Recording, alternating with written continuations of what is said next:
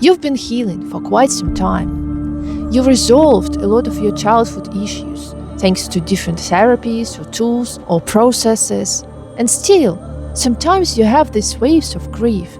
Sometimes you fall into this mood of complete hopelessness and sadness about the fact that the life that you wanted to have didn't happen, that the person you wanted to become didn't actualize in this reality. And so this grief is consuming you whole, and you think that you maybe did something wrong, maybe you didn't heal enough, maybe the healing process that you chose is not deep enough and didn't catch the root cause. If it sounds familiar, today I want to specifically talk about grief and why grief comes in waves and why we shouldn't resist grief.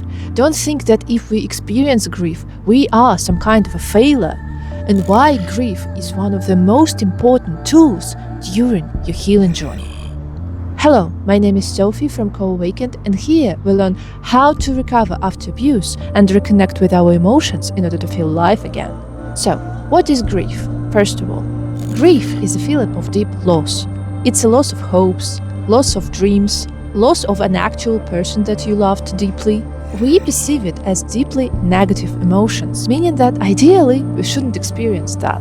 And if we do experience that, it means that we should get rid of it as fast as possible. But is it really true? What is the purpose of grief during our healing process actually? If I were to give you a visualization of this grieving process and what grief actually does in your system, I would suggest something like this. Imagine your emotions as a body, and when you start to heal this emotional body, meaning taking care of yourself, consuming emotionally healthy products, giving it proper nutrition, the system is now finally able to cleanse itself. It means that the system is able to relax, assess its true state, replenish itself, and get rid of something that is not longer necessary, to clean all of the emotional body cells and get rid all of the junk. It's something that is happening when you try to heal your physical body as well, by the way. So the parallel is quite straightforward. And so all of this emotional junk needs to somehow get out of your system. And that's where the grief comes into play.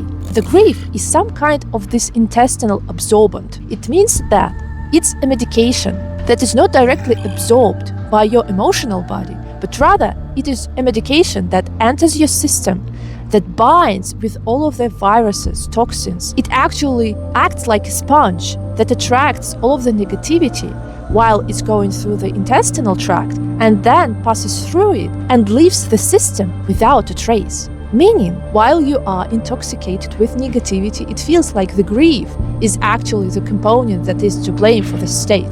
But no, it's quite the opposite. Grief enters the system as an absorbent. It attracts all of the negativity that is now running around in your system like crazy. It attracts it, it binds to it. And then, if you not resist it, it passes through all of your emotional body. It gathers all of the junk and then eliminates it without a trace. The key parallel to understand is that grief, first of all, it's temporal. It's not the thing to blame. It's just your whole body became intoxicated with the residue of old traumas that needs to be cleansed. And grief is one of the tools for cleansing. It attracts to it all of the negativity that needs to exit the system, and then it's able to safely get out of you. The main thing here is just allow grief to do its job. We are so trained to think that if we feel something negative, it means that it's bad. Well, I already filmed a video about, first of all, how to experience your negative emotions without being obliterated by them, and second, why negative emotions are just the messengers. So if you watch these two, you will realize that emotions are just the carrier of information. It means that your system is overloaded with something that even shouldn't be there in the first place. So when you feel again that life becomes sad, that life becomes horrible, as if you will never become somebody you thought you will be, just remember, it is a residue of something that does not belong to you anymore. Yes, the new version of you, the healed version of you, is not felt yet, but it's already there. You just can't feel it behind all of the junk, all of the toxic junk that is still circling around your system. That's why the main focus here is just to let the grief do its job. Don't resist it, don't fight it. Allow it to amplify and magnify everything that is here in you, not to get stuck on it, but just accept that, yeah, that's the way how I feel. I have all the right to feel that way. And I don't resist it, I accept it, I cry through it if necessary. I call my friends and actually talk through it if necessary, but then I just release it and that's it. And so since healing comes into waves, so you heal one thing, then reach some kind of plateau, then you realize something else, you heal another thing, then you reach another plateau. So since it happens in waves, grief is also happening in waves. So you, for example, you might heal your trauma around relationships, around abandonment, around safe relationships. And so you somehow able to find a new partner who feels incredibly safe and incredibly secure. And so just imagine you have this first intercourse with him or her. And all of a sudden, instead of feeling joy and relief that finally, first of all, you have an intimate contact with somebody, and plus you trust this person to have this contact in the first place, you all of a sudden feel this immense wave of grief. You are crying in his or her hands and you can't hold it. It might look confusing all of a sudden. Why? Like everything was all right. What the hell is happening right now? Am I triggered? Haven't I healed something?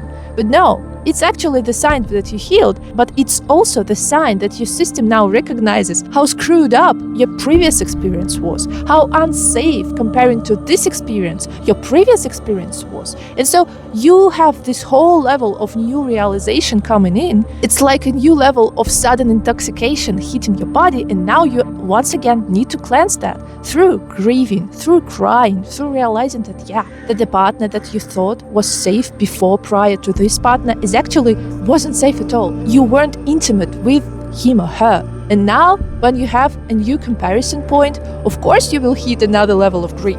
And it's natural. It doesn't mean that current person is wrong. It doesn't mean that you are wrong. You shouldn't have intimacy. You shouldn't strive for this deep level of connection with another person. It just means that your system is finally recognizing that, oh my God, what the hell has happened to us prior to this moment?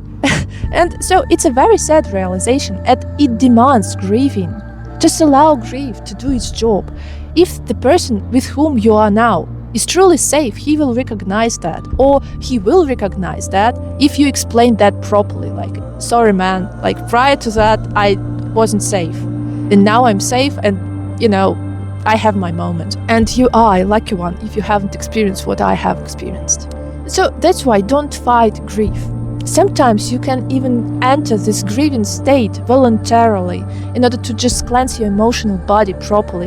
If you feel like something in your life isn't right, you feel sad, just allow this grief to absorb you for a sec. Notice what it magnifies in you and let it go through different processes and exercises. Like, for example, parts work. I find it very useful in those circumstances. Or again, exercise on how to live through your emotions without being obliterated by them. And so I hope that this video made you a little bit less afraid of grief. And if it did, it's actually awesome. I will be waiting for you every Thursday and Sunday on this channel in order to discuss more topics around emotional safety and recovery. So for now, just don't forget, we already discussed that negative emotions are not enemies, they are just the messengers. Sometimes they are not even the messages, they are the tools, very important tools, the tools that we forgot we need to use from time to time. Because our ancestors, actually, they knew how to use them properly, if you watch mythology, for example. So let's just keep in mind that whenever you feel is somehow still representative of your personal truth. And we here learn how to actually align with our personal truth, how to stop pushing it back and actually make it our ally rather than the enemy. So that grief can become one of the most powerful tools in your emotional toolkit when you feel that something is not right in your life. You have all of the right to use this grief as a tool of cleansing, because it's your natural emotional absorbent that will help you to feel better and relieved after it passes through your system.